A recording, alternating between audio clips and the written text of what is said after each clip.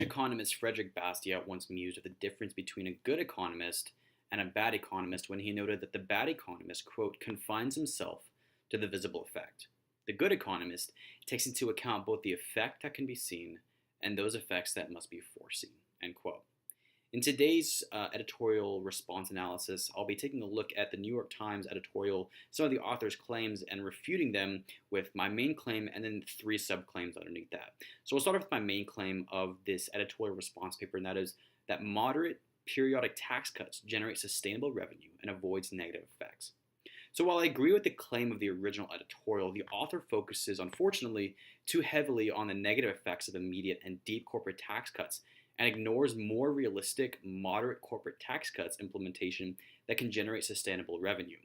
The National Association of Business Economics makes this clear when they say, quote, the model coefficient estimate indicates that each tax cut action, regardless of the degree of the cut, has a positive effect on job growth. To enjoy such temporary benefits more, it is better to have a series of moderate tax cuts rather than a deep tax cut in one setting, because business reacts not only to the tax rate itself, but also to the publicity surrounding the tax cut action, end quote. So essentially, while there are negative effects to a corporate tax cut that's done immediately and deeply in one sitting, on what the author in this specific article is suggesting is that corporate tax cuts done over a series of time can actually be beneficial for the economy and for jobs and companies. There's a couple of few subclaims I want to cover here, and the first one is that the middle class benefits. The middle class benefits. So contrary to what the author in the editorial said in the New York Times, the middle class actually does reap benefits from corporate tax cuts. Subpoint A, taxes weaken economic incentive. The higher corporations' taxes are, the more money is taken from the corporations, that is, investors' pockets, which removes incentives for investment.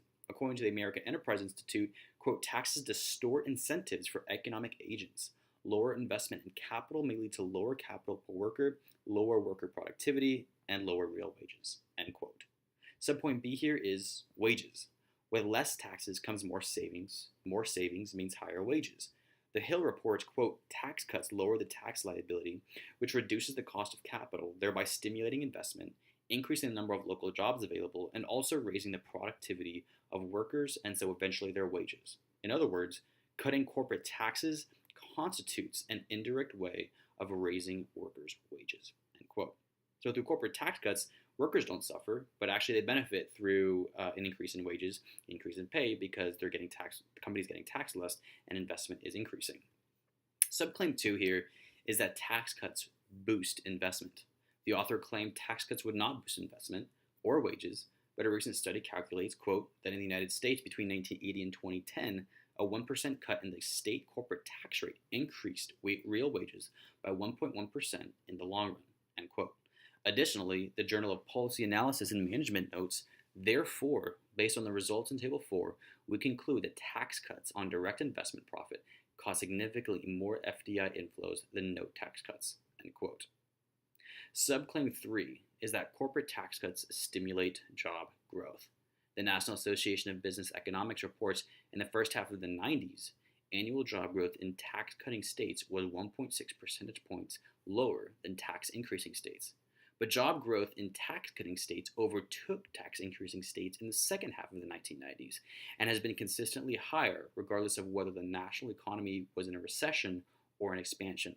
These observations imply that tax cuts are associated with faster job growth in the past 23 years, end quote. In conclusion, not only is the author's analysis and data incorrect in the original editorial of the New York Times, but by observing these four claims, corporate tax cuts has a rather positive effect on multiple aspects of the economy.